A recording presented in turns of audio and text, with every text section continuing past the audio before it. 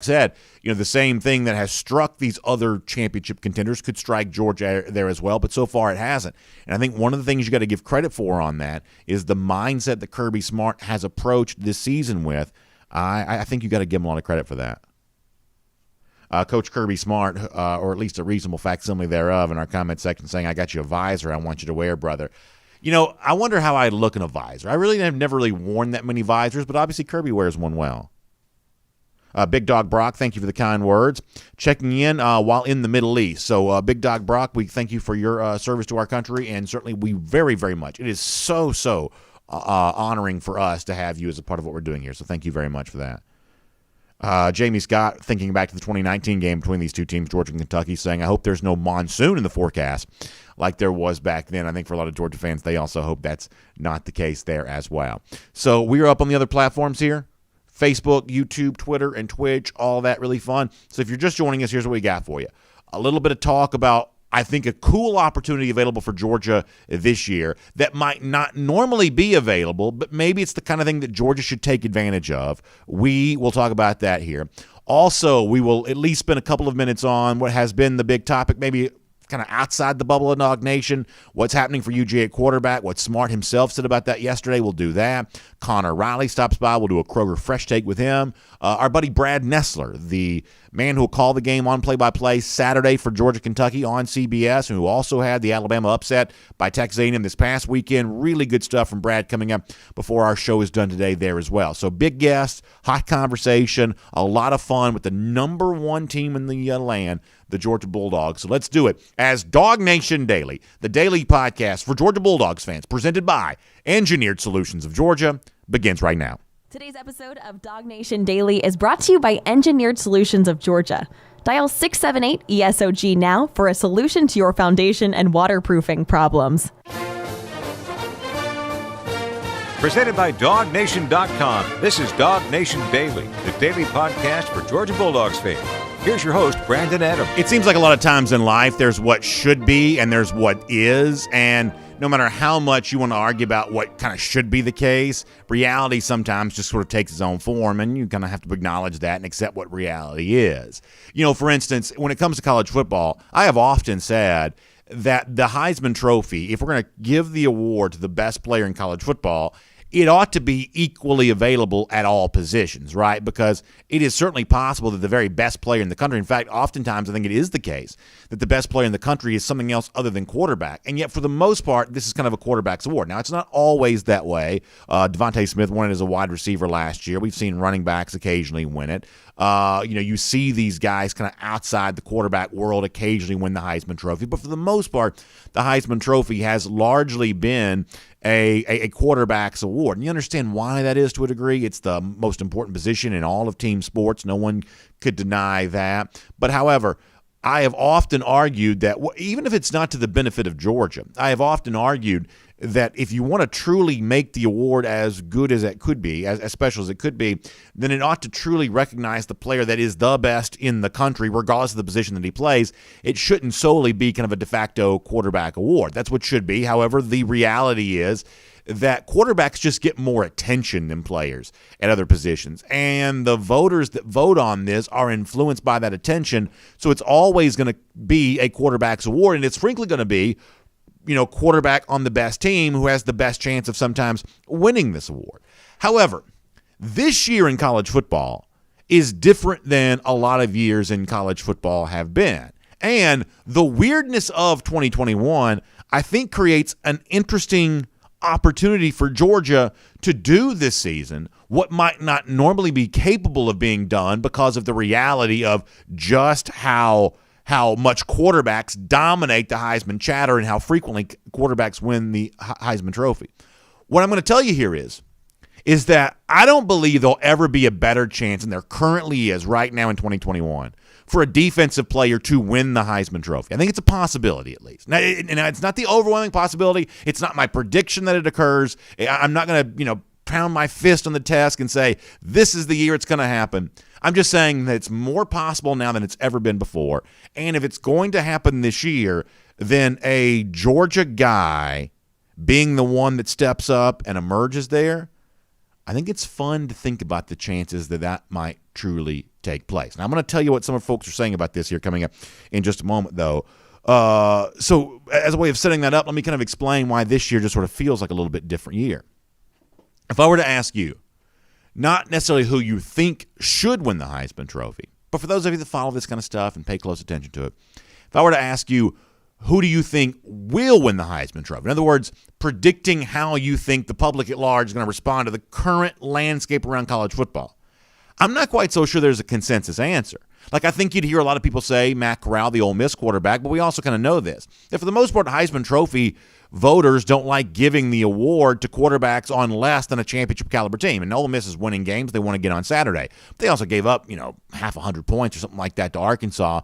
This is not a very consequential team. And while there are examples of kind of mediocre teams producing a Heisman winner, I guess most recently Lamar Jackson from Louisville, that's not typically the way all of this goes down very much. And so ultimately, I think there are a lot of voters that might end up voting for Corral if they don't have anybody else to vote for. But if you can make a strong case for somebody else other than a really good quarterback on sort of a middling, at least from the elite status, kind of below that top national standard, I think there are a lot of voters that would be very happy not to vote for Corral if you gave him another opportunity.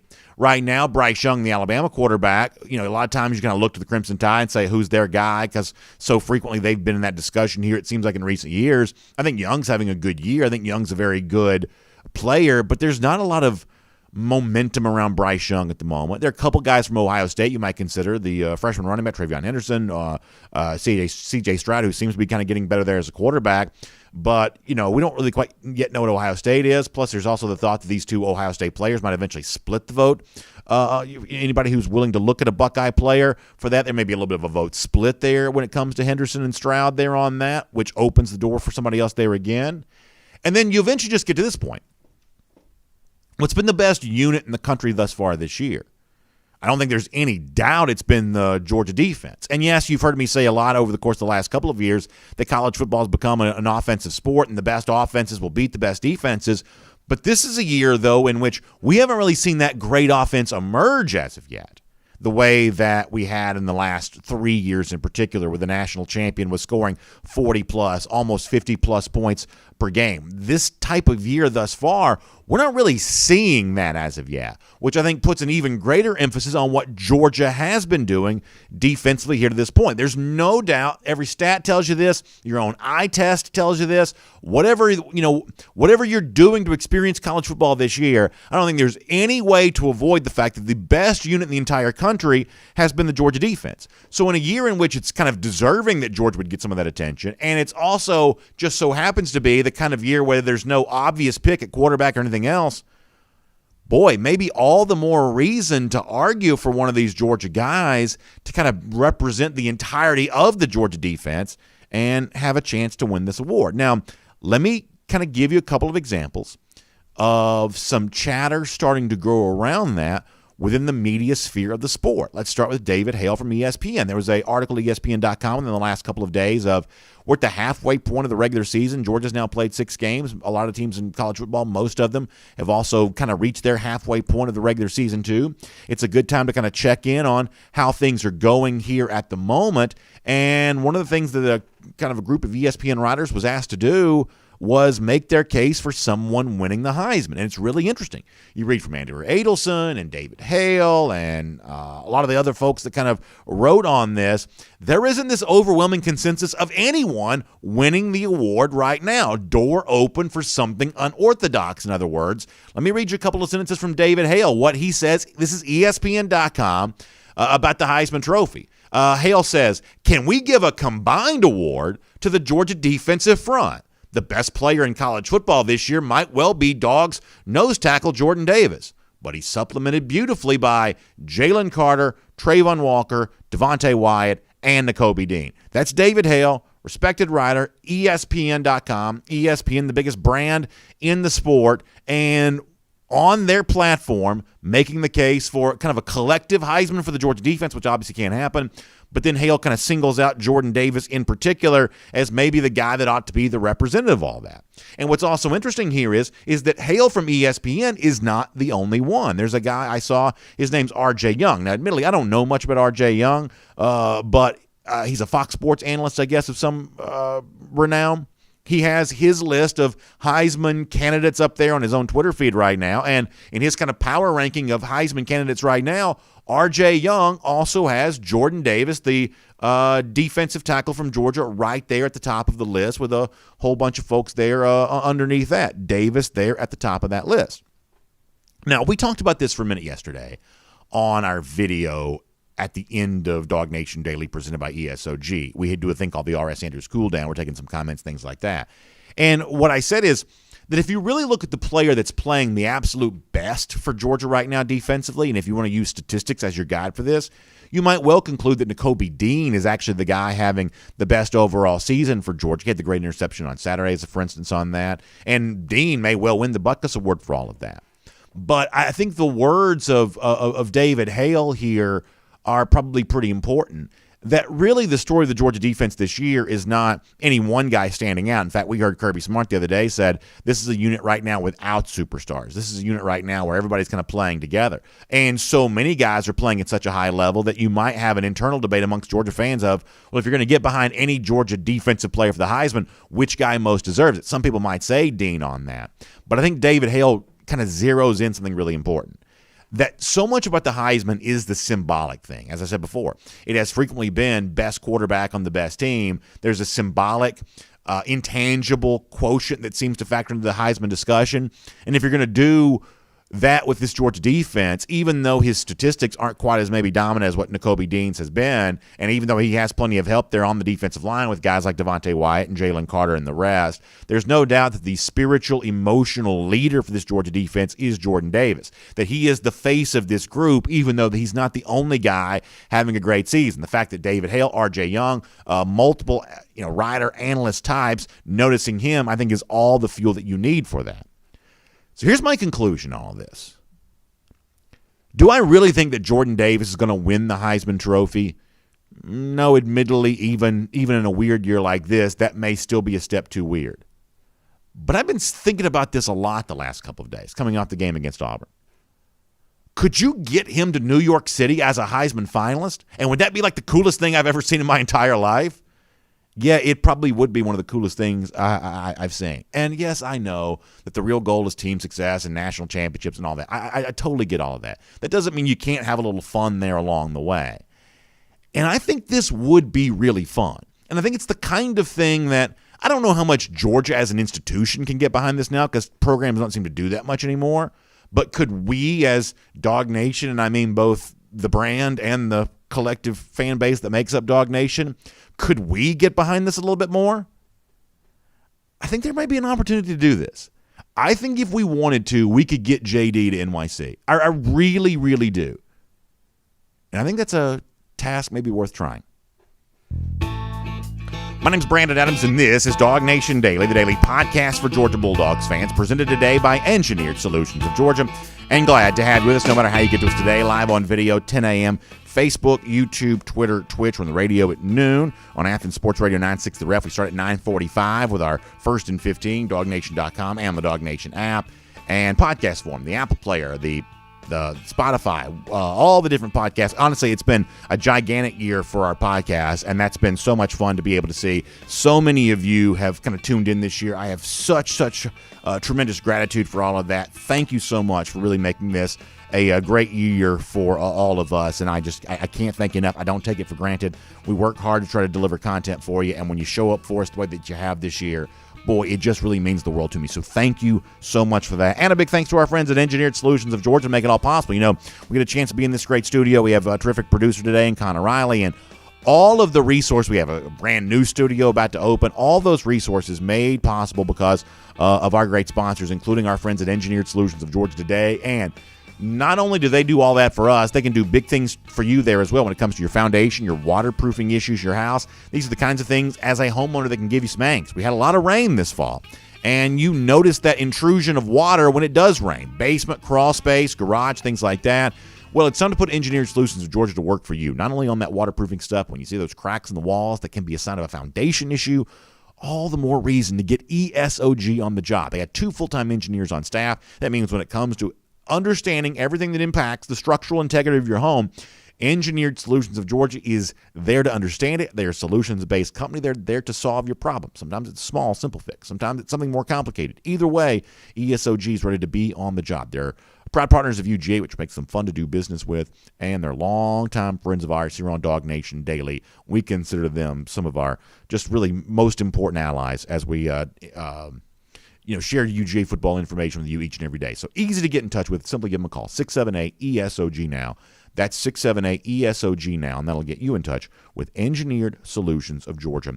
Make sure you check them out today. All right, for us, busy show. Later on, before we're done, Brad Nessler will call the game for Georgia on CBS on Saturday. We'll talk to him about the Dogs in Kentucky and what Brad saw this past Saturday night in the primetime tilt when Alabama went down at the hands of Texas A&M.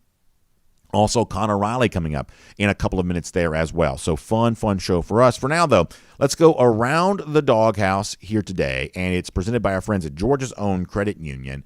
And isn't it interesting the way in which the people outside the bubble of Dog Nation right now are talking about the UGA quarterback situation, taking something that's, I think, an unquestionable good, and I think kind of, whether it's intentionally or accidentally or whatever else, kind of turning it into something that's less positive than maybe I think it appears to be to some of us. For instance, look at Greg McElroy, ESPN analyst. He's also a radio show on WJOX in Birmingham, and it was on his radio show that he was quoted going back to yesterday as saying that Kirby Smart has got a dilemma that he's facing in terms of when JT Daniels is healthy, what do you do again? Let me show you this tweet as shared by our friends at Saturday Down South about, guess what Greg McElroy says. According to SDS, McElroy says Kirby Smart must stick with Stetson Bennett. You can't, this is the quote apparently from McElroy, you can't justify taking him out, that Kirby Smart's hand is forced. Is there some sort of law, I guess? There's some sort of like constitutional amendment that says that you can't put JT Daniels back in the game, at least according to Greg McElroy.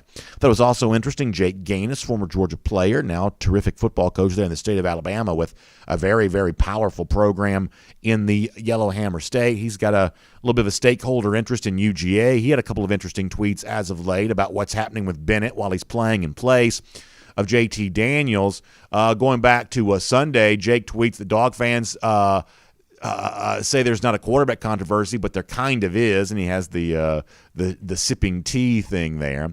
And then he comes back on top of that to say, all I'm going to say is Stetson's 10 times harder to prepare for than JT Daniels is. The ability to have a designed quarterback run and how he can extend plays with his feet completely changes the defense's game plan. JT is awesome, but you know what you're getting. In other words, the dimension of Stetson Bennett's legs, according to Jay Gaines, potentially makes him a better option than JT Daniels.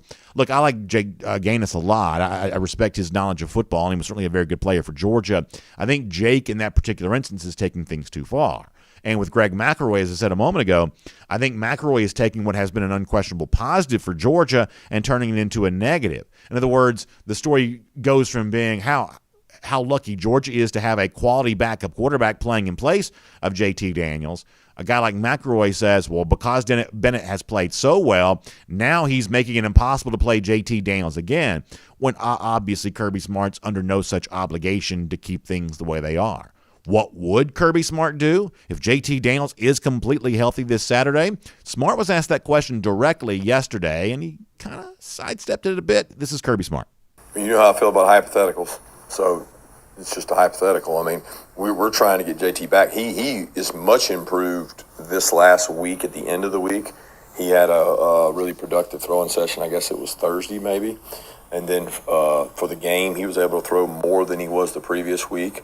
We're going to try to let him throw some today, although today will be a lighter practice. Our guys have gone really 6 consecutive heavy weeks. So heavy, even on Mondays, we've gotten after it in some of the games that didn't go to the fourth quarter. We practiced pretty hard on Monday. So today, that won't be the case. And we had a really physical 2 games in a row with the Arkansas game and the Auburn game. So there won't be so much we're able to get done today. But we'll see how he is and see where he is and see what he can do. That's always the case. But, I mean, I'm not getting into dad, right now I'm worried about making sure we got a healthy quarterback and keeping our quarterbacks healthy by keeping them upright and keeping them protected.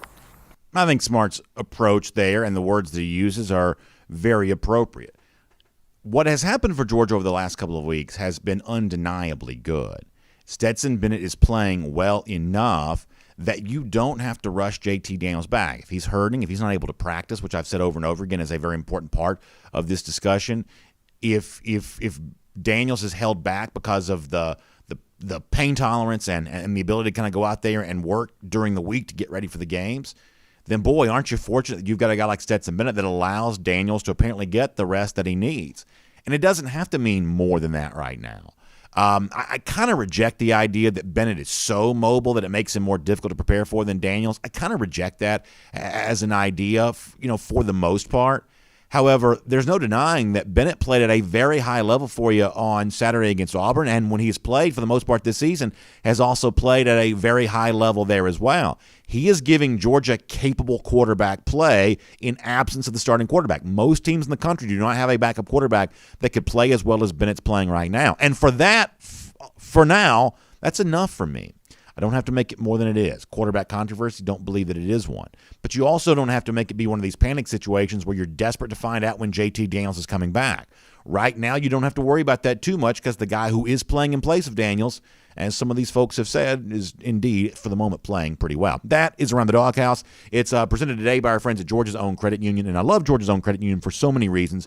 But one of the things I really love about Georgia's Own is the great Visa Signature and Platinum cards they have available for their members right now. What an unbelievable opportunity this is to take advantage of the contactless payments. If you want a convenient way to make your payments there, they'll obviously give you a chance to do that. But also, people love the Flex Rewards and can be used for just about anything. I'm talking about gift cards, travel, cashback, merchandise. You can also get a bonus of up to $150 when you open a new Platinum or Signature card. There are some restrictions that apply, so make sure you check out the website to learn more about this. It's georgiasown.org. georgiasown.org. You can find out how you can get yourself a Visa Signature or Platinum card from our friends at Georgia's Own Credit Union here today. It is Brad Nessler from CBS Sports coming up in a little bit. We'll talk to him about kind of where things stand for Georgia now that Alabama's lost and Georgia's keeping on moving here for right now. So we'll talk a lot about all of that with Brad Nessler here coming up in just a little bit. But for now, on the quarterback situation at Georgia, the mounting injuries, how things are going with UGA with all the attention it's gotten over the last few days.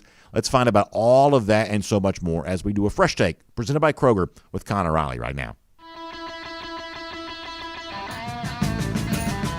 From Athens and across the SEC or wherever the recruiting trail may lead, here's a DawgNation.com insider. And we shall say hello to a Connor Riley. Kroger Fresh Take coming up with him. Connor actually wrote about the quarterback situation here today at DawgNation.com, and I hope you'll check that out there a little bit there as well. And I don't mind people expressing opinions, but when people express opinions, even when it's guys that we respect, we're going to kind of say when we disagree. And Connor, as I said a moment ago, I like Jay Gaines a lot. I disagree with the idea that Stetson Bennett being 10 times more difficult to prepare for than JT Daniels is. I think that's overstating things a bit. And for any media person, I know there was some criticism of the CBS broadcast on Saturday, maybe kind of spinning this a little too hard there as well. Any media person that tries to take what has been an unquestionable good thing for Georgia, the way that Bennett's played, and turn that into some sort of conundrum for Kirby Smart, I think that's overstating things there as well. Most teams in the country don't have a backup capable of playing as effectively as Stetson Bennett has played the last few weeks for Georgia. That's the story, and for me, it doesn't have to be any more than that. What do you think? It's interesting how this quarterback – I'm not calling this a controversy because I don't believe it to be one. Sure. But it's interesting how Kirby Smart always finds himself in the middle of a quarterback dilemma, let's say. Not all of it is his doing. I don't believe this is his doing. Stetson Bennett had the audacity to go out there and play a really good game against Auburn on Saturday, and you now want to hold this against Kirby Smart because JT Daniels hasn't been able to stay and get healthy this season. I don't think that's fair on Smart, and I would even say the 2020 situation is not a fair assessment of Kirby Smart in the way he has handled quarterbacks before as well. Stetson Bennett's played really well. There's no real denying that, and I'd point out, as Kirby has, he played well last year, but in his fourth start, the wheels sort of started to come off. He didn't score at all in the second half there against Alabama after putting Georgia in position to have a lead in that game. And then against Kentucky, he played and led Georgia on their worst offensive game in the season in terms of a points output there that day and was intercepted twice and It'll be interesting if he does get the start. I don't think that he does. I think we see JT Daniels this Saturday. But he did not play very well against Kentucky last year, and with the way this Kentucky team is set up, they're much more susceptible against the pass than they are in the run this year. And if you're going to need Stetson Bennett to make throws to beat you, then it's going to be interesting to see if he can do that against a team that really, I think, had him figured out pretty well last season. Yeah, I don't think you can talk about this without also the larger context that 2021 does feel a little bit different than previous years have felt. Now, right now, you look around the country and say there may not be like one of these great teams. It could also turn out that Georgia's that team, and we just may continue to see the evolution of that over the course of the season. But speaking in the first person as Georgia for a moment, you're not panicked when you look across and see a Mac Jones at Alabama the way you did in 2020 or a Joe Burrow at LSU the way you did in 2019. That in those seasons with those teams, you knew it took something close to a perfect game to beat them. When you look at your competition for a national championship right now, you don't see a team that's so good that perfection is required to beat them. All you have to do is keep being consistently good week to week to week. And that's one of the reasons why Stetson Bennett's so deserving of praise right now is that he's allowing Georgia to meet the standard week to week of consistent success. And the idea, well, he's not as good as the very best quarterback in the country, that seems like a relatively irrelevant conversation to have right now because so much of what Georgia's doing is really about the balance of the team. Complementary football with the defense and the offense, the running game, and the way in which some of these young, unheralded wide receivers have stepped up so soon. That Georgia really is a little bit of a team story right now, and it's kind of a complementary football type story. And Stetson Bennett, I think, fits really well into that. So to me, you really can't talk about Bennett without also talking about the larger landscape of college football, where right now there isn't one of these behemoths at quarterback that's leading his team to kind of run away from the pack. Yeah, I think Georgia, they have some glaring flaws on this team. The depth at the wide receiver position. I think the depth in the secondary is also a concern as well as Christopher Smith goes down. And, questionable at best if he's going to be able to go this week. And it just hasn't mattered in games. They still beat Auburn by 24 points when they were clearly banged up. Only had 5 healthy wide receivers able to play on Saturday. So it is, to your point, a sort of team-earned recognition. Now, one thing I would push back on is people have pointed to, if Zach Calzada can beat this Alabama team, then this Alabama team is susceptible. Zach Calzada had the game of his life on Saturday. In the 2 games prior that Texas A&M lost, he threw for a combined 286 yards, 1 touchdown, and 2 interceptions. Against Alabama, he threw for 285 yards and 3 touchdowns. It's still a very good game there from Mr. Calzada. And while, yes, Stetson Bennett has played well here, if you're banking on Stetson Bennett having the game of his life as a way to go out and beat to beat Alabama, that's not a sound strategy. And that Texas A&M defense is pretty good still, I think. And Bryce Young in the second half really got things going there. And I think as this Alabama offense continues to get better, while, yes, they lost on Saturday, and quite frankly, a game I think if they play that game 7-8 times, I think they find a way to win. Or, excuse me, if they play that game 10 times, I think they find a way to win it 7-8 times. I still think this Alabama team is going to be there at the end of the season. I still think they're going to be a problem. And this is a more personal than analytical-based thing. I still believe JT Daniels gives you the greatest margin of error to win, even if Stetson Bennett does add 2 to 3 rushing plays per game that get you first downs or make a difference. But let's not mistake him for Lamar Jackson here with his running ability. Yeah, I think that's true. And I'll also say this, and that'll be my last thought on the subject. I think it's fairly obvious that Georgia needs Daniels to beat the best teams they're going to face, which Alabama probably is that. But I think for now, the Georgia players believing in Bennett's really, really important. So I kind of understand why Kirby will say what he says. I get all of that until Daniels is fully able to practice for you each and every week and play for you each and every week. The belief that Georgia has in Bennett is a really valuable commodity. So even though, as kind of a football analyst type person, I can say, it's probably Daniels required to beat Alabama. As a fan of Georgia, I'm glad to hear this team believes in Bennett because the belief they have in him, I think, is pretty good fuel for the moment. Yeah, if you go back to the UAB game and look at the toxicity surrounding Stetson Bennett and the decision to start him over Carson Beck, I do think Smart is justified, and in my opinion, rightly doing so, in saying Stetson Bennett is doing a good job and giving him that confidence, because that has not always been the case with Stetson Bennett in this Georgia program. And 2, he is playing really well. He was really efficient on Saturday, 240 yards on 21 passing attempts and 2 touchdowns. Unlike maybe the Arkansas game and definitely in the South Carolina game, it didn't look like he made a throw that was interceptable in that game. I think he's shown, and people don't always give him the benefit of the doubt the way we give certain other players the benefit. Stetson Bennett's allowed to get better, and I think pretty clearly in this 2021 season, even from when he was playing well in 2020, he's gotten better this year.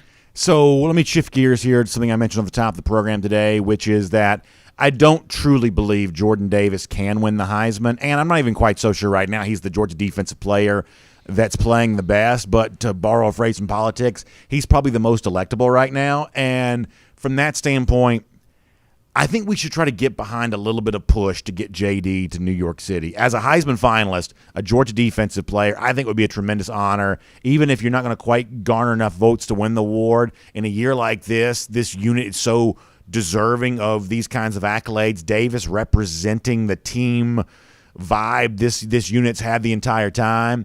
I think if the push was prolific enough, I think you could get Davis to New York as a Heisman finalist, and I am announcing my intention to campaign for Davis here right now. Why is Jordan Davis more electable than Nakobe Dean?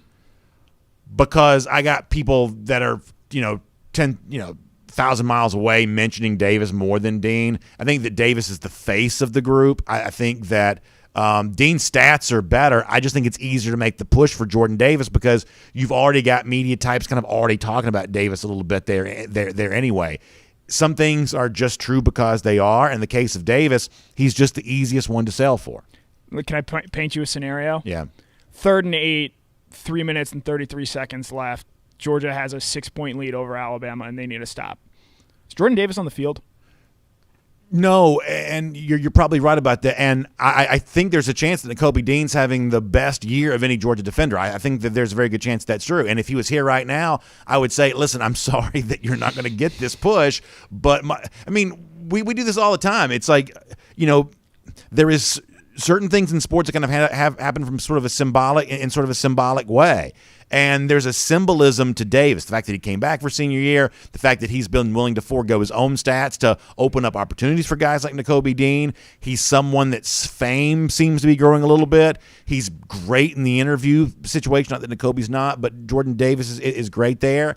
I just think it's a little easier to sell Davis than Dean for the award, for the attention, even though statistically, and even from a highlight standpoint really as well, even though there's a lot of case to be made for a guy like Dean, it's easier to sell Davis. And part of my thing here is the fact that the Ohio State guys, the running back and the quarterback may split the vote a little bit. I can't have the Georgia defender splitting the vote because I can't get a guy in New York City if I'm splitting the vote amongst multiple guys. Yeah, that's kind of the thing. I think you have if Georgia's going to push someone for a Heisman, and they're not, because Kirby Smart has said he doesn't believe there's a true superstar in this team, so he's not going to try and elevate one player over the other in this circumstance. I think you kind of brush through it there, but Jordan Davis is a much bigger personality, and while Nakobe Dean is not bad in interviews, Jordan Davis is much better in interviews, and because of that, I think that's probably why you're going to see him maybe become the public face of this and the push of this. However, in my heart of hearts, I think Nakobe Dean is playing better than anyone on this Georgia defense right now. He is impacting the game in both the run game and as a pass rusher. He had an interception on Saturday. He did the cool thing where he flipped off his back. The heartbreak kid. He is he's an incredible player, and I understand why Davis is getting the hype that he is, and he's an incredible player in his own right. But I think if Georgia wanted to make a very real case for a defensive player to win the Heisman, not get to New York. My goal is to win the Heisman. My goal is not to be the vice president here. I think it's Dean, because you also have the factor of, hey, Georgia produced Roquan Smith. Nakobe Dean is the next Roquan Smith. I think that's an easy angle to sell as Georgia plays against Florida, against Alabama in the SEC championship game as the season goes along. So the quote that I read from David Hale a moment ago really reminds me of a few years ago, when the Atlanta Hawks really had it cooking and all 5 of their starters kind of combined for, I think it was Eastern Conference Player of the Month or some award like that. What David Hale writes about Georgia is it's almost like a combined award. And my idea for the push for Jordan Davis is kind of based on the same thing there as well. That Davis is just the physical embodiment of what really should be a team award. If you're going to give, the best thing in college football right now is the Georgia defense. So the Heisman Trophy is kind of the acknowledgement of the best player. In this particular case, it's one player who just kind of represents what Georgia's doing in totality on defense. The whole thing's symbolic. The whole thing is just meant to be a placeholder for what you really want to say, which is, in this season of chaos, the Georgia defense is so dominant that Georgia's not a participant in that chaos. Davis stands as the face because of his team-first nature. He stands as the face for what really should be 11 guys in the Georgia defense all standing there at the Downtown Athletic Club to get that honor. Yeah, unfortunately, there are a lot of mouth breathers that have Heisman Trophy votes, and so because of that, I think they're pretty clear. They're going to look at stats, they're going to look at numbers, and because of that, I think it's just ultimately going to make it very difficult for Davis to even get to New York, much less actually win the greater award. It's our Kroger Fresh Take with Connor Riley here today, and of course, with Kroger, you can feed your future by getting a job at Kroger. They're hiring right now for all positions, and includes top-tier benefits, associate discounts. You can also get next-day pay for full and part-time positions. It's a very, very great opportunity because at a time like this, the chances to advance are almost endless, right? You've got so many different ways you can grow in your career and really set yourself up for a very bright future. Kroger, obviously, one of the great places to work, as so many of our folks in our audience can kind of attest to there. So check out jobs.kroger.com. That's jobs.kroger.com. for a lot more on that there today. Kroger Fresh Take rolling on here for a moment. I talked to John Stinchcomb about this yesterday. Connor, I'll ask you a similar question right now. Georgia was banged up before Auburn, and the injury list became even longer after Auburn. A lot of these were costly, at least the potential to be. Both your safeties, Lewis Singh, Christopher Smith, step out of the game. The Smith thing seemed to be a little bit more serious right now. Jamari Salyer had to leave the game, albeit under his own power, but did not come back in. Georgia, what it's done overcoming injuries thus far has been amazing, but when does it become too much? You would think losing Jamari Salyer would push it that way, but then Broderick Jones comes in and probably plays the best half of football he's played in a Georgia uniform. And now that's not to say that he's better than Jamari Salyer is. That's just not true, but I think it speaks to the depth on this team. And yes, wide receiver in the secondary are areas where they are thin right now. I'm sure people aren't thrilled that Dan Jackson is stepping in at that secondary spot, even though he's played very well for Georgia when he's been asked to. So, I understand that the concerns about injuries, but at certain spots, they're going to be good. If God forbid, Nakobe Dean picks up an injury or, Jordan Davis, who got injured against Kentucky last year, has to miss a game or two, they have the depth in certain spots, I think offensive line, the defensive front, running back room, to withstand some of these injuries. Now, obviously, Smith is a guy that needs to get healthy, and it sounds like he may only just miss the Kentucky game, which would be nice there. And, eventually the wide receiver position gets healthy, though at this point in the year, I'm still skeptical of that because we've been saying it now for the better part of 6 weeks, and it's just not happened. If anything, it's gotten worse from where it was. So, a wide receiver, it's concerning. It's secondary, it's a little concerning because they are just so thin there, especially at the safety position. But from a team-wide standpoint, I don't think this impacts the Kentucky game. I don't even think it impacts the Florida game if some of these injuries linger a little bit longer.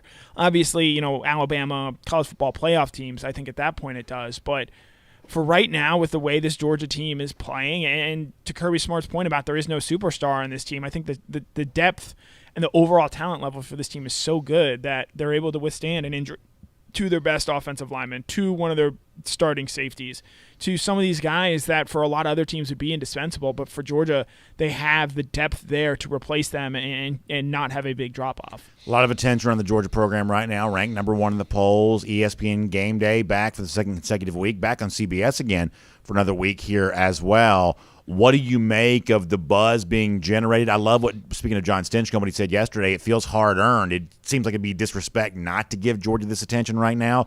What do you make of all the buzz around the program here at the moment? Yeah, even if Alabama had found a way to win on Saturday and held off Texas A&M there in a game that they actually led in the fourth quarter, Georgia's still been the best team every time they've stepped on the field this season. And I don't mean the best team in the stadium that day because that's obvious. I'm talking about the best team in the country. I think when you consider that JT Daniels was pretty clearly playing with an oblique injury through that Clemson game, you wonder if he's healthy in that game. Is that game maybe perhaps a little bit more lopsided? I understand, especially within the Georgia aspect, the Georgia State aspect of this, the Atlanta sports curse, the Georgia sports curse and whatnot. But this Georgia team has lined up and just kicked behind every single Saturday. They've aced every single test they have so far. And while a lot of people are going up there and inciting the chaos season, this Georgia team has had none of that so far. And that might be whistling past the graveyard, but this Georgia team has showed up every single Saturday and showed, hey, we think we're the best team in the nation, and we're going to go out there and play like that. I think you're going to see that again on Saturday against Kentucky. There's a reason the spread is 24 points, and I would not be surprised in the slightest if we have another Georgia blowout on our hands. Connor, great stuff. Look forward to reading a lot more from you there at DawgNation.com. Really, really insightful as the Dogs roll through what has been a special season up to this point in time. It's been a lot of fun for fans in the second half, and then what comes in the postseason after that could be even better. So we'll stay close to you for all of your information and all of that as all of that unfolds in the weeks to come. Yep, as always, was a pleasure, BA. Let's take a look around the rest of the league. This is SEC Through. We'll go cruise around the SEC here in just a moment, and we will do so with a comment from a writer that I do not believe that Alabama fans are going to like very much. We'll do that here coming up in just a moment. We'll also remind you the cruise around the SEC is brought to you by our friends at Royal Caribbean. It's so great to have Royal Caribbean back with us, what we're doing here, because it means that Royal Caribbean's also back on the seas again there as well. Their ship's available to you right now. And listen, one of the things that I hear so much, and I know my family really excited about there too, getting a chance to hopefully go see very soon, it's that Perfect Day Coco Cay. This is a private island for Royal Caribbean, exclusive to Royal Caribbean right there in the Bahamas, and it's really like an oasis getaway, unlike maybe anything you've ever seen before. Obviously, you got the beautiful, tranquil waters of the Bahamas all around you there, but you've also got on the island the largest freshwater pool in the Bahamas, the helium balloon that takes you up 450 feet in the air, tallest water slide in North America. You've got these like private floating cabanas, which really make you feel like, you've just traveled to paradise. It is all amazing stuff, and it's a part of so many of the cruise itineraries, the destinations on so many of the sailings that Royal Caribbean's a part of there right now. So if you haven't taken your cruise vacation yet, it's very easy to get to like Port Canaveral, which is, kind of just you're kind of heading towards Orlando and you're kind of right over there. It's easy drive. Probably the easiest way to get on a Royal Caribbean cruise right now is heading over to Port Canaveral. It's when I've sailed, that's the port I've always used just because it's very convenient to get to. So I'll encourage you to do that. I'll also encourage you to take the next step by talking to our friends at the Cruise and Vacation Authority. It's owned by two Dog alumni, so folks that really love UGA but also love helping people take unforgettable vacations, and that's what Royal Caribbean provides there as well. So you can reach out to them, tcava.com. That's tcava.com. That's the website. Or give them a call, 770-952-8300. Once again, 770-952-8300 for a lot more on that. It's cruising around the SEC here with Royal Caribbean, as I promised you. I want to give you some pretty volatile quotes here. Matt Hayes, writer, veteran college football writer, a guy that's been around for a long time. We like him a lot. We think he has some interesting things to say sometimes. And writing a piece recently, Saturday Down South, looking at the struggles of Alabama defensively. Now, let me read you a little bit of this here. This is pretty juicy. He says, Alabama can't play defense. That's the headline. Why, he asks? Because Kirby Smart is at Georgia. Matt Hayes says, I don't want to get on a soapbox, but there's no real mystery here. Want to know why Alabama doesn't play defense like it used to? Blame Kirby Smart, he says. In the aftermath of Alabama getting exposed again this season in a 41-38 loss to Texas A&M, legitimate question about the state of the Crimson Tide defense over the past 4 seasons, and if it might just keep Nick Saban's team from the college football playoff for the second time in 3 years. And basically what Hayes goes on to say is that it's the aftermath of trying to replace Kirby Smart. Well, you did have Jeremy Pruitt, and he was successful, but Tosh Lapoy doesn't really work out for you. Pete Golding doesn't appear to work out too well right now. And it kind of gets overlooked because of the offensive transformation that Alabama's undergone during all of this time. But concurrent to that, there's also been the give back. Alabama not as physical as it once was. And Nick Saban struts around. He's so proud to tell folks how willing he was to change. Remember, he was quoted 100 times in that ESPN story the other day praising Lane Kiffin, which the whole thing to me seemed like a pretty big subtweet of Kirby Smart, almost like Kiffin, almost like Smart was saying, let me try those names one more time, almost like Saban was saying that Kiffin was his favorite son, ex-assistant, and Kirby Smart's the guy he doesn't want anybody thinking about. But Kirby Smart's departure, according to a guy like Hayes, who is a veteran and kind of knows a lot about what's going on in the world, says, no, look at this Alabama defense in the post-Kirby Smart era, and you definitely see something to be desired. Or something is certainly left to be desired there. I find that fascinating. And I am not ready to change my mind that college football has become a sport about whose offense plays the best, and that being the thing that matters most. But boy, oh boy, you can't help but notice there's a certain lack of physicality, and it's hurt Alabama in both of its true road games this year. They were lucky to beat Florida. They did not beat Texas A&M. This is not the Nick Saban Alabama of old. Some of that five-star talent, some of that mentality seems to exist more in Athens right now, and pretty interesting to hear a guy like Matt Hayes, who's now writing for Saturday Down South, kind of point a lot of that kind of stuff out. I also talked to you about this on our First and 15 a little earlier. you're seeing some chatter come out of the Kentucky circles, and I'm sure we'll talk more about this as the week goes on, about what happened when these two teams that'll play in a top 10 matchup in Athens on Saturday, what happens when those two teams played in 2018. This was in Lexington, Kroger Field, Commonwealth Stadium. Kentucky could have won that game and gone to the SEC championship. That was a one-game play-in for the SEC championship game there, and it did not happen there at that time. Kentucky lost 37-10. It was probably a bigger win for Georgia than some people probably realize all the way around. But for Kentucky, they clearly remember it because it was an opportunity at home they weren't able to take advantage of. And you've heard some Kentucky players this week saying, we weren't ready then, but we are going to be ready now. And obviously that's going to be a big storyline going to the game on Saturday. One more thing I'll mention here as a part of our SEC throw. That was interesting from Tom Fornelli, CBS Sports, looking at the playoff landscape right now. We've obviously talked about the possibility you get two SEC teams in the college football playoff.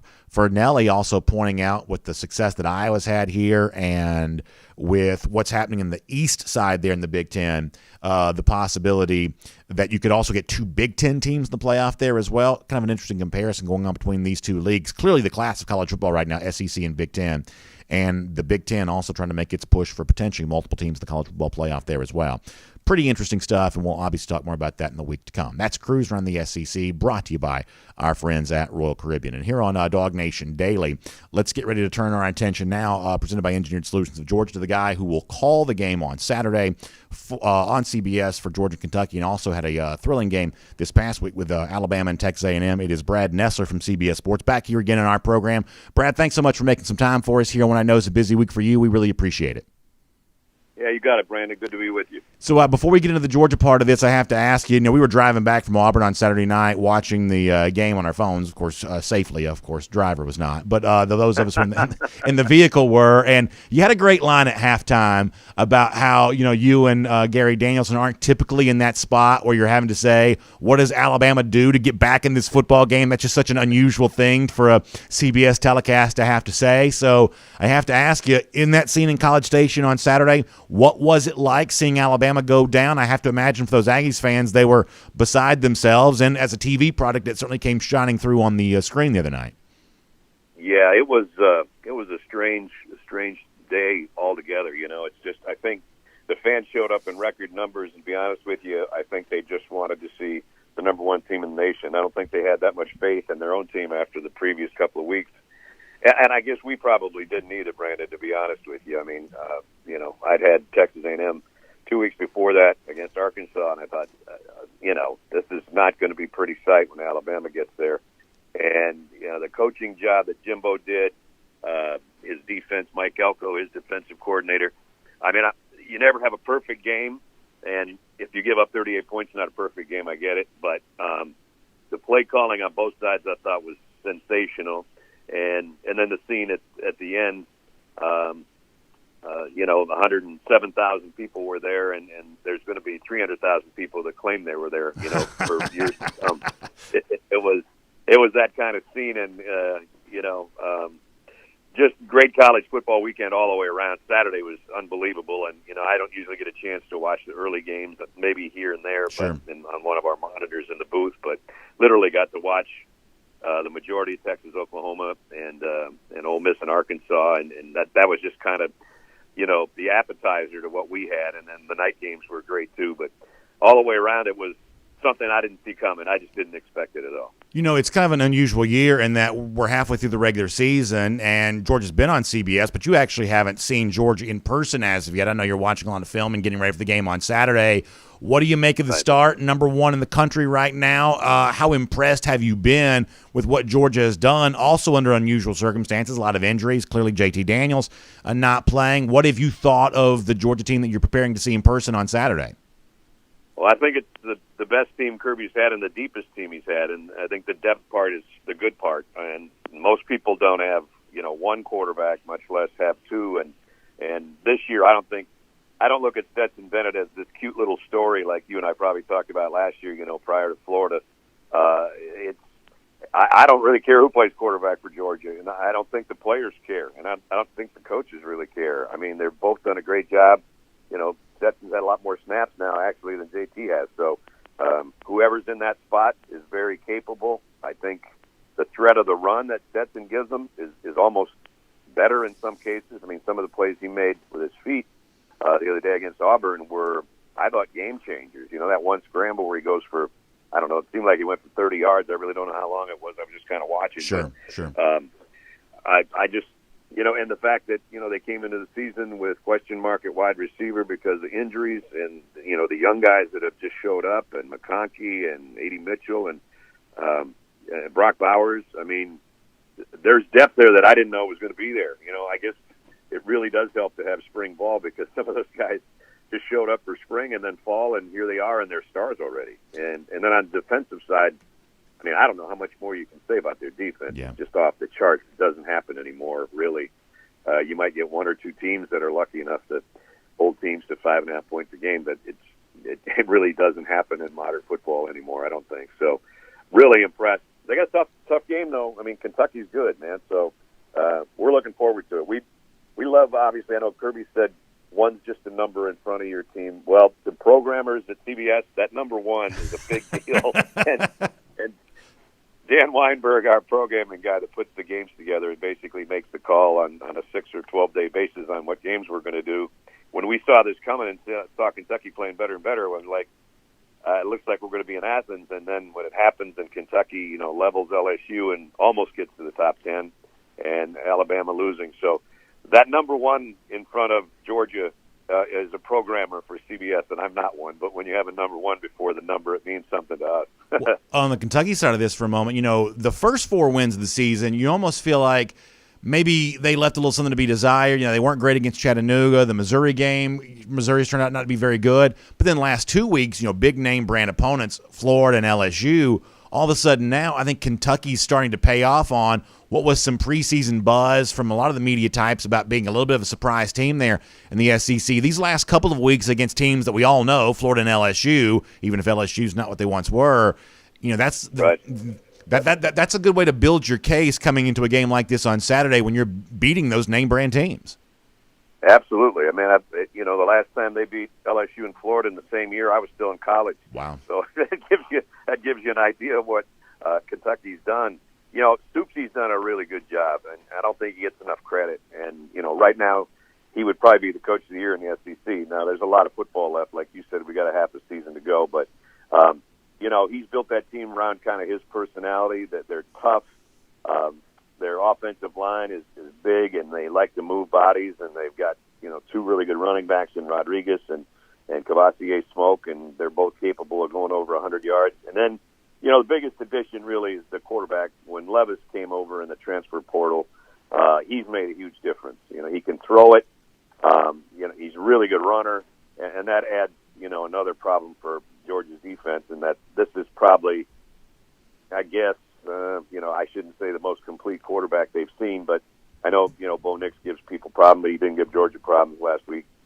This guy can do both throw and run, and you know, it's going to cause some problems probably for the Georgia defense, although they haven't had a lot of problems with anybody, so we'll have to kind of wait and see. Well, Brad, I tell you, no, Kentucky's a really solid team. This should be a good matchup. I really appreciate you spending time with us here on DawgNation Daily, presented by ESOG here today. We're looking forward to having CBS in Athens on Saturday. It's always such a great telecast. Should be a fun day all the way around. So we'll look forward to seeing you and Gary Danielson, Jamie Erdahl there on the call there on Saturday afternoon, and hope the Classic City treats you well, as I'm sure it always does.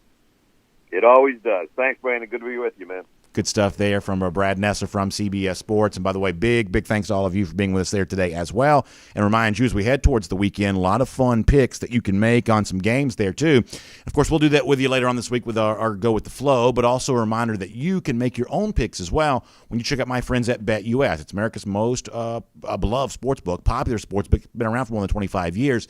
And you don't stay around that long unless you're taking really good care of your players. That means big-time perks, big-time incentives. That's obviously what BetUS is known for. In fact, when you sign up for the very first time, they've got maybe even the biggest of them all right now, because you can use the promo code DN125. The DN stands for DawgNation. The 125 stands for 125%, because that's the 125% sign-up bonus that you're going to get. That literally means you're going to have more money in your account than you started with. They're going to give you more money than you put in yourself.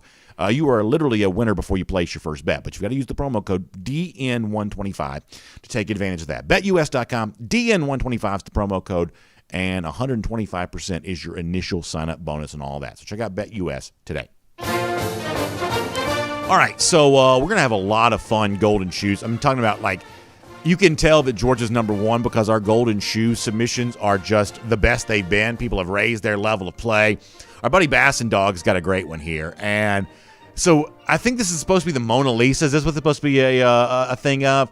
And I got to tell you, so it's the great photo of Ladd McConkey that you might have seen just trampling over the Auburn guy. It's like the photo you dream about having. But let me tell you the work that gets done here. To have the painting of the McConkey over the Auburn guy, and then all the phones taking a picture of it. Bassendog says hung it in the Louvre. And all the phones are taking a picture, and they've got the painting on them there as well. This is like precision craftsmanship. Bassendog, amazing stuff all the way around there. He says, go Dogs, beat everybody. He's our golden shoe winner for today. And we will see you tomorrow. Also remind you, Gator Hater Countdown, 18 days from now. Dogs, get some revenge against those lousy, stinking Gators. It's DawgNation Daily, presented by ESOG, and we're back with you again tomorrow. And on video. How about Bassendog on that? That was amazing stuff for our golden shoe winner there today. Really very impressive stuff. And we've got some really good ones to come in the days to come there, too. It'll probably be a little bit like it was the last few weeks. We've kind of, gone from, you've heard like the Friday news dump. We've kind of gone to like a Friday shoes dump where all the stuff we don't get to during the week, we just kind of throw 1,000 of them on the screen there at the end. It's kind of a fun way to close out the week. So we will do that with you coming up then. And every day this week there as well. I also want to get a lot of your comments there too. So a lot on the table, and I need your help. I can't have Connor Riley splitting the vote here between Nakobe Dean and Jordan Davis. Sometimes you just sort of have to do, electability matters here. And I think the campaign's going to be for Jordan Davis, JD to NYC. That's going to be our thing. And I think we can make this work. So let's see if we can do this. And I don't know. I think that could be a lot of fun. All right, Facebook first today. We'll do DawgNation.com, YouTube, everything else too there too. I'm sure the YouTube folks will say that it didn't start over there yesterday. Maybe I didn't. So let me be quick on Facebook, then I'll go to YouTube after that. Isaac Cruz wants to bring back the Auburn helmet and the HBTFD sticker. So I guess I thought that was just kind of a game week type thing. Plus, we're also getting ready to rearrange a lot of things in our studio there too. So we'll see. Tim Tatum says, I love Jordan Davis, but Connor's right. It's got to be Nakobe Dean. But you got to use – look, this is PR 101. You can't start this thing from scratch.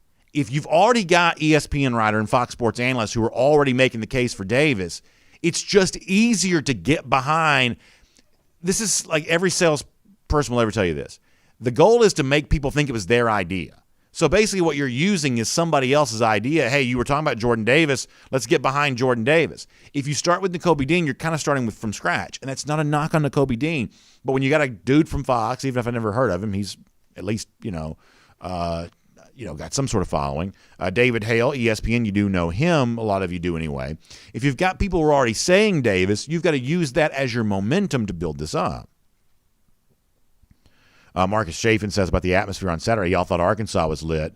He says, boy, have I got news for you. SEC Nation, game day, CBS 3:30. The fans enough time to get rowdy for their number one team. You get pure electricity. I believe that's going to be the case. I don't think there's any doubt. I don't think there's any doubt on that. Randy Hall says, rearrange the studio. That you got to have the spinning wheel about who you start with the comments. Yeah, that is a very good idea. Right now, our dance card is pretty full. I'm not going to lie to you.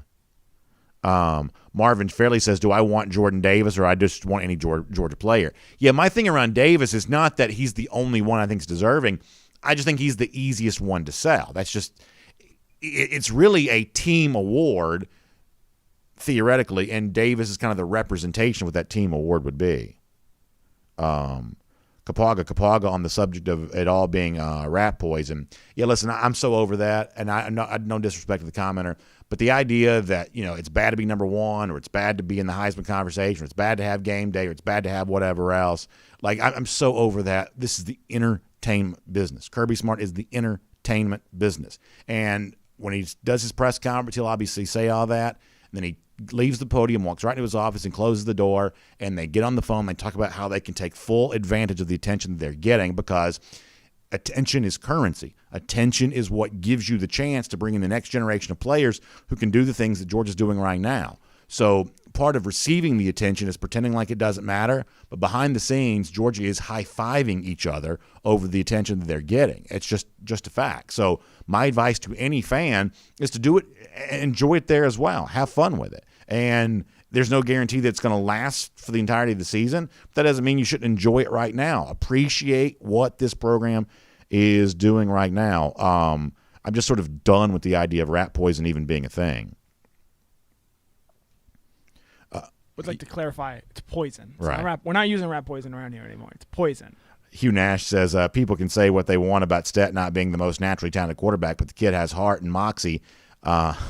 He says, I now feel 90 years old for saying heart and moxie. Yeah, listen, I mean, I think Stetson is to be appreciated for what he is. A guy who's played amazingly well. And, you know, it's taking things too far for me to say, well, now you don't even need JT Daniels anymore because you got Stetson Bennett. That's taking things too far. But I'm also not going to undersell what Bennett's been able to do. It is remarkable how well that he's played. And most teams in the country don't have a backup quarterback that could play as well as Stetson Bennett has played. And Georgia fans truly should be thankful for it. I mean, as I said, his status in like true DGD form is undeniable, can never be doubted. Bennett has really allowed Georgia to remain a national championship contender when this lingering injury that Daniels has dealt with, I think, would have really put a lot of that on thin ice probably if Bennett wasn't doing the things that he's doing. Let me go over to YouTube for a moment, and then I'll come back over to DawgNation.com and everything else there as well. On YouTube, Bill Shirley says, what would N'Kobe Dean's numbers be without Jordan Davis? And that's what Davis said before. Like, he's more than happy to occupy those blocks to open up things for the linebackers. And I certainly don't want to pit Davis against Dean here. That's not what I'm doing. But if you're going to try to get the campaign off the ground, you can't have guys splitting the vote with each other. James Dykes. See, I didn't mention this during the regular show because I thought it was a little bit of a downer. But, yeah, I guess there was a shooting, in the aftermath of this game the other day. Like, people upset about the game. Yeah, it was awful, awful. Big Dog Brett says, what's the best way to get in touch with Dog Nation? So hit me up on Twitter at DawgNation Daily, Brett. We'll talk about whatever you want. Now I'm a little bit behind on my Twitter replies, and I apologize for that, but that's always a good way to do it. And if you want to get in touch with Dog Nation in general, not me, you can always email info@DawgNation.com. Zach Gorowitz, thanks for the kind words. Appreciate that. Brian McPhail says, what's the prediction for Saturday? The spread's really big. Yeah, I mean, I don't see any reason not to be confident in Georgia right now. I'll make my official prediction later on, but I like the way that Georgia's kind of humming at the moment. And I think that for all the reasons that the folks mentioned, I think Athens is going to be a really tough place to be on Saturday if you're wearing blue. Green Soldier also points out in our golden shoe today from our buddy Bassendog that Bo Nix was also in the bottom right corner. Very good point there, Green Soldier. Very good point. It's info@DawgNation.com. You can email there on that, info@DawgNation.com. Michael Porter says, love the shirt. Appreciate that. Yeah, the undershirt here today, the short sleeve underneath the pullover, actually has little Georgia Bulldogs on it, so I appreciate that. I like wearing pullovers, and, admittedly, it's still a little warm for pullovers, but I like to wear the pullover when I can. James Dyke says, any plans for a Dog Nation event for the Florida game? I think we'll have some unofficial events. I don't know that we're doing a big official event for that, but we got a couple of very big things coming up that I'm going to look forward to announcing when the timing is right on that. William Gray says, mark my words, Mitchell and Washington are about to blow up and be our top receivers. Mitchell is the next Pickens for us, so he's really excited about A.D. Mitchell there, which is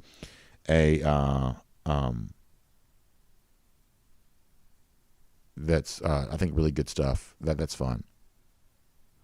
Bearded Dog, thank you for the kind words. I really appreciate that. Thank you very much.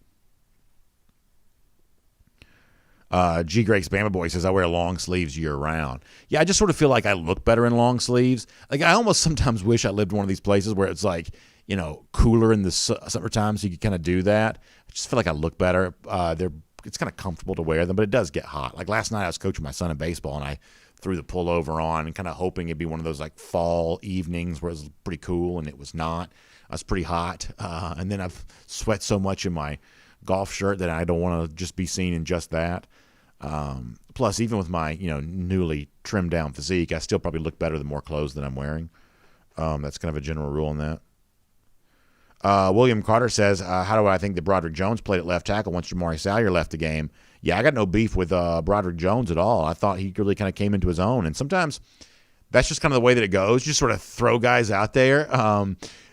Like, I'm not going to make comparisons to, like youth league sports and college sports, but like one of our players on our baseball team is going to catch the first time. It's like, well, when are we going to put him out there? Well, we just start him, in a game, let him go out there and, figure it out. And that's exactly what we did, and it worked out great. And sometimes that's just kind of the way it goes. It's like, okay, you're working your way up the ranks of being able to play at left tackle. When you're going to give somebody extended playing time, I'm not saying an injury is ever a good thing, especially for a guy like Salyer, but it creates an opportunity where now you got to go do it. Go out there and swim.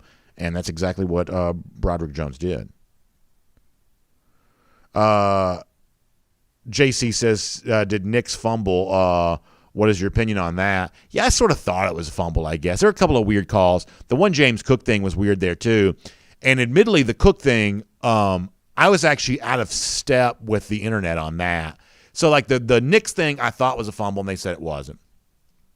The James Cook thing, where I thought he was probably initially I thought he probably wasn't inbounds. I didn't think that his foot had gotten down, but the internet was unanimous that they felt like Cook had gotten his foot down there on that play near the end of the first half. Like, one of the things that frustrates me is, I guess it was the second half, early third quarter. One of the things that frustrates me is the fact that we put all that responsibility on the coaches. Like, why is it Kirby Smart's job to help the referees get it right? Why shouldn't it be their own job? So Smart's got the initial decision of, do I waste a timeout to give these knuckleheads a chance to talk about this and see if they can come up with the right solution? That never has seemed equitable to me, that the responsibility of the officiating ought to be to get the play right. And when replay first started, there was this thing of, well, every play is reviewed. But we know that's not true, right? That's just a bunch of bunk because, some of this stuff, like that's an example of you at least not getting it reviewed in time. And if your instinct is to review every play, then taking a little extra time to review that one, would seem to be the right thing to do. But to say that the responsibility is on Smart, I only got 3 of these timeouts, I'm going to use one right now, to help you try to make this decision. I think that's asking too much of coaches who already have a ton of decisions they're already responsible for. Andrew Hughes wants to change the gold shoe to a different color. I just think that the gold represents the pristine nature of the award. Our buddy AKA checking in to say that I think it was more along intentional grounding than a fumble. First of all, there's a lot of that from Nix. And this is one of those things where, the rule is you get outside the tackle box, and if you, throw the ball past the line of scrimmage, you can pretty much do whatever you want to. But talking about frustrating, that's what's frustrating to me, is Nix is running for his life, and then at the very end just kind of chucks the ball into the, wherever, and it's like somehow that's legal. I don't know. I don't know about all that. Yes, Conor Riley joins us. I don't know if I'd call this breaking news, but it's a cool little honor. So Georgia has just announced that the 2 players for their side that are going into the Georgia-Florida Hall of Fame this year, Thomas Davis. Ooh. And DawgNation's John Stinchcomb. Oh, right. That's awesome.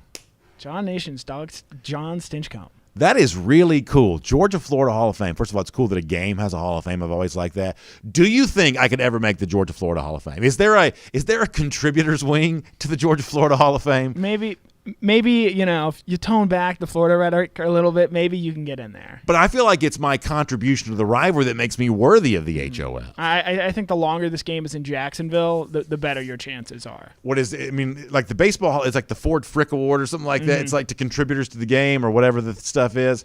That's my goal. I'd love to be in the Georgia-Florida Hall of Fame. I'd actually like to be in any Hall of Fame.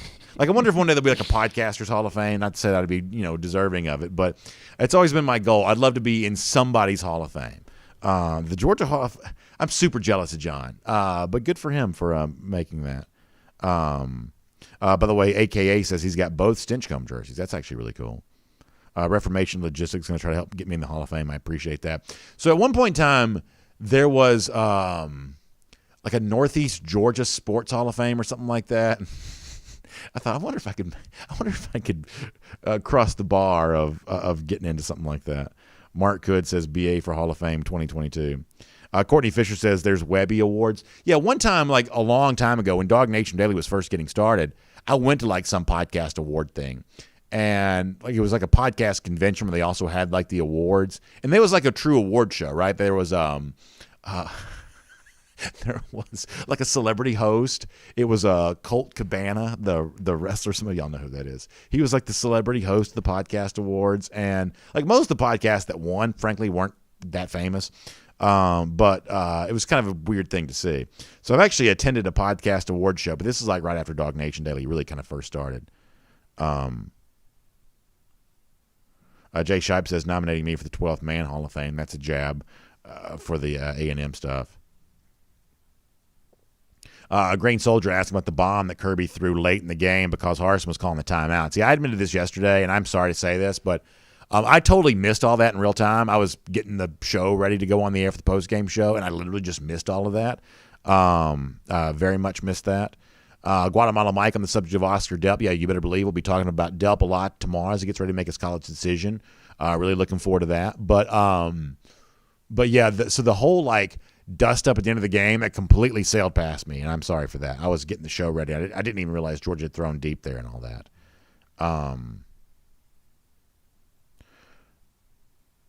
RX Dog says, I've got a ton of respect for Kentucky and Stoops, but they drew the short straw here. A buzzsaw awaits them 34-3. Yeah, I just think that, right now Georgia's very tough to play. And I think that Georgia, and this is one of the things that's kind of quietly become true.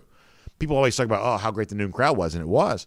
But over the course of time, there's evolution. That Sanford Stadium has kind of gone from being one of these places that was maybe a little bit like Michigan and the Big House was, or one of these places where you have this very passionate fan base that doesn't necessarily scream a lot during games.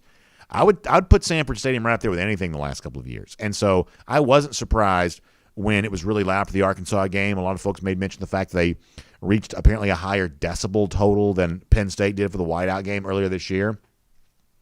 None of that's surprising for me. I think that Georgia's become a really, really tough place to play.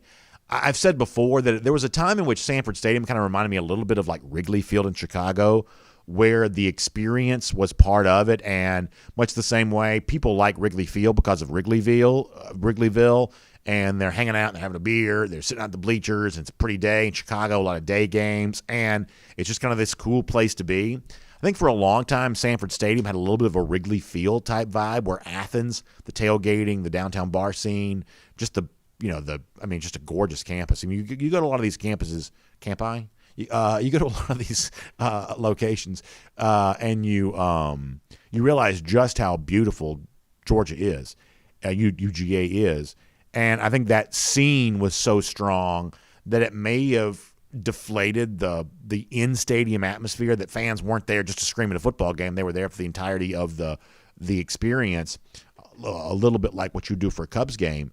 I don't think it's quite that way anymore. These students get there really early. They are massive contributors to the atmosphere, and it's great. BA is my father, likes the idea of a Jordan Davis for Heisman post. Yeah, we got to get behind this, y'all. I think we can do this. But we got to be united. We can't have all this, well, actually, it should be this guy because he has better stats. Like, this is not a logical award, okay? This is not a logic-based argument. This is an emotion-based argument. We're going to play on the emotion. We're going to play on the absence of any, obvious, front runner. We're going to play on all of that, and we're going to get behind this in a big way. A couple more here. Yeah, see, Jamie Scott's on the right page. He says, with JT and his whole 3-star, developed into the best in the nation, came back for senior season, lead us. It's an ESPN documentary in the making. See, Jamie's on the right page. Why can't y'all be more like Jamie?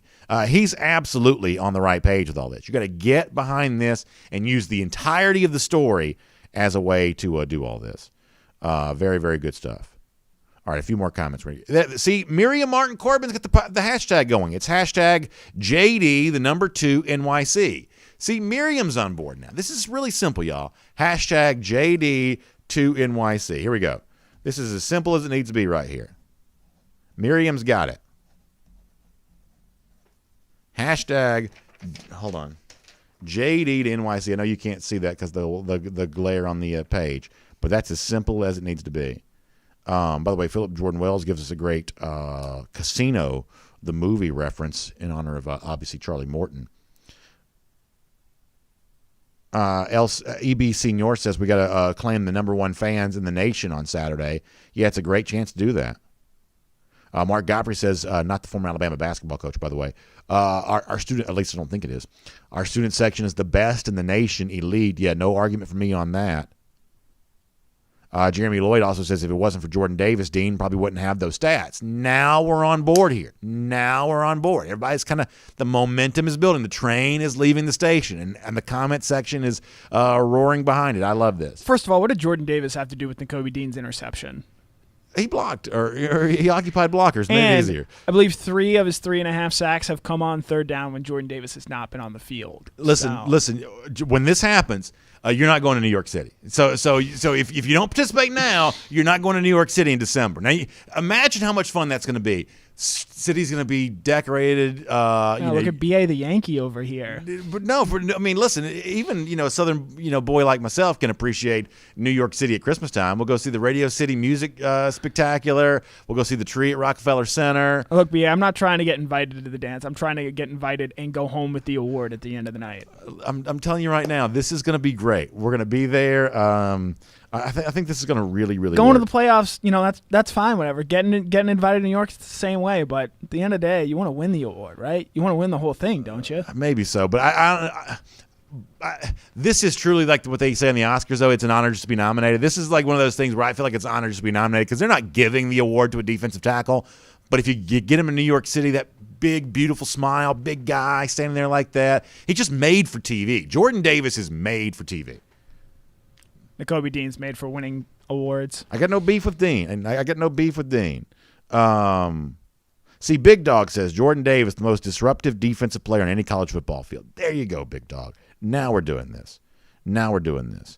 Brian McPhail says, anybody think that Bama drops another game this season? Michael Porter giving you the hashtag. Big Dog giving the hashtag. Now we're getting involved here. Yeah, so I think the Alabama stuff from Saturday was really interesting in that in both Alabama's true road games this season, they played awful. They played awful in both their true road games. And what I told you was going to happen going into Saturday was, Alabama's going to kind of get into that stretch where they just dominate the way they typically do in October, and they didn't. Now, it is entirely possible that they use the loss to their advantage and they get there before it's all said and done. It's entirely possible all that happens.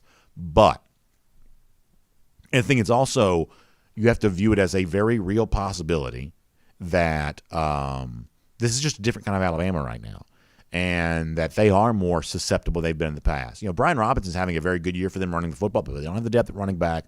Their defense has struggled here a couple of times now, and they just have lost so many great receivers that right now, even though Jameis Williams did some huge things for them on Saturday, it just doesn't seem like they have the same kind of firepower right now. And I'm not saying it can't change, and I'm not saying that Alabama folks won't one day use these words against me because they love doing stuff like that. I'm not saying any of that kind of stuff.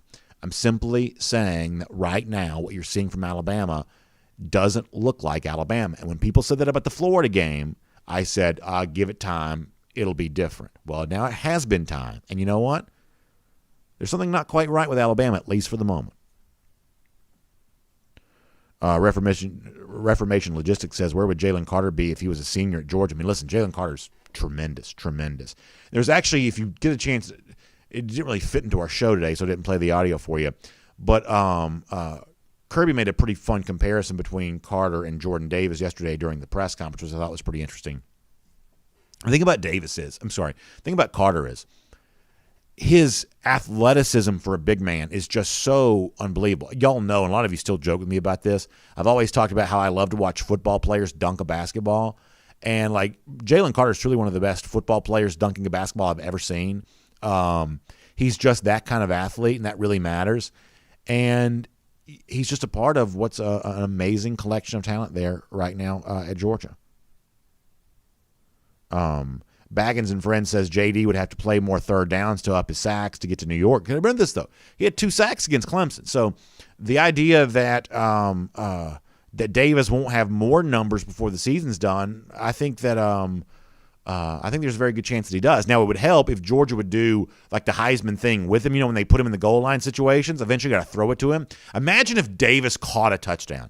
Do you know how much easier that'd make our Heisman campaign for Davis if he caught a touchdown at some point in time? That's the kind of goofy stuff that Heisman voters seem to always enjoy. Can we get Todd Monken to throw a touchdown pass to Jordan Davis at some point in time? That'd be great. Jay Swafford asking about the shirt underneath the pullover. Yeah, this has got like the Georgia Bulldogs, like the standing Bulldogs. They're red standing Bulldogs on it. It's a great shirt. Great shirt. Jim Sexton says one of the press conferences is going to get back to normal. So I think the Monday press conference is normal, right? So that's in the room now, and everything else is on the Zoom. So like the one thing that's pretty normal for Georgia now, media-wise, is Monday's players and press conference. Coach press conference, and then everything else is kind of the Zoom stuff. Oh, yeah, Frank Patterson mentioning UGA in a tux. UGA goes with Jordan Davis, a la what happened with Herschel Walker. And I guess, Garrison Hurst maybe too? UGA goes with Jordan Davis to New York City, puts on the tux, has a little mask. Account for the NYC mask mandates. That would be fantastic. Fantastic. Shoot him 556 says, do you think Dan Lanning is going to get head coaching offers this season? I mean, with Georgia having the success that it's having and these coaches, growing in their careers, the odds of having a good bit of rumor chatter. Now, whether or not Lanning actually takes another job this offseason, I guess remains to be seen. He turned down a lot of money at Texas this past year to be their defensive coordinator, but a head coach is potentially different than that. So I guess the best answer to your question is my guess is come December, there's a lot of chatter about a lot of Georgia assistants potentially being in the mix for all kinds of jobs. Probably so. Hugh Nash says, so what if Davis got a sack and he did the Heisman pose, even if just briefly? And by the way, there's that great photo. I believe is it Hayasu Shin, the AJC photographer that took this photo of Stetson Bennett doing the most perfect Heisman pose during live action I've ever seen. I've never seen somebody do a more perfect Heisman pose than this. And we'll probably do this as a golden shoe at some point in time because some of y'all shared it with me. Best looking Heisman pose I've ever seen. And he did it during a game. But if Jordan Davis gave you a little one of these after getting a sack, boy, that'd be great. That'd be great. That'd be great. All right. Last thing, DawgNation.com. I'm going to go. Dale has an idea about Seniors Day. Dale, send me that thing, info@DawgNation.com. That's a good email. Or you can send it you can send it to just me personally, Brandon.Adams@DawgNation.com. You can send it to me personally too, Brandon.Adams@DawgNation.com, and I'll take your email there. Randy Hall says, what about Oscar Delp tomorrow? We're going to be talking a ton about Delp tomorrow. You better believe that. Ton about Delp.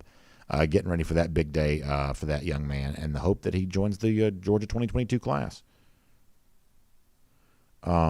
Walt Fowler says, will Georgia ever use another jumbo package? Yeah, they're going to be putting those guys in. That's absolutely a part of this offense. CTC says JD is going to make New York City look even larger. Yeah, we're on it now. We are on it. Really fun stuff. All right, we got to go. Thanks for being here for R.S. Andrews Cool Down. Y'all make sure you check out R.S. Andrews online at rsandrews.com for your air conditioning, heating, plumbing, electric needs. We appreciate them because they show up on time. They do the work that's promised, the price that's promised. That's what they do. They keep the air conditioning working. They keep the plumbing working. All those systems in your house, they know how to keep them working. And so they'll do all of that for you. So find them online today at rsandrews.com. Also, we'll see you back here tomorrow morning. 9:45. And let me also, before we get ready to go, let me also say this about my friends at the Atlanta Journal-Constitution, because for AJC subscribers right now, tremendous pull-out extra section in the AJC e-paper to keep you up to date on the Atlanta Braves playoff push. Braves got the win yesterday, Game 3. Jock Peterson, more heroics from him. How much fun is that to be able to see? Braves can actually close out that series today. Did they announce Noah as the starter yet? I haven't seen that yet. Doesn't matter. Either way, should be a fun one in Atlanta later on this evening, early, kind of late afternoon. Start for that one today. Braves trying to close things out against the Brewers. And great coverage of the Atlanta Journal-Constitution of all of that. We also did a great fun show yesterday with Gabe Burns and Michael Cunningham from the AJC looking at all the goings-on there at Truist Park right now. So make sure you check that out. and, of course, Atlanta Journal-Constitution each and every day there as well. We'll see you back here tomorrow, 9:45 for First and 15. DawgNation.com, the DawgNation app. 10 a.m. for DawgNation Daily, presented by Engineered Solutions of Georgia. We will look forward to speaking to you then. For more DawgNation videos, check out youtube.com/DawgNation.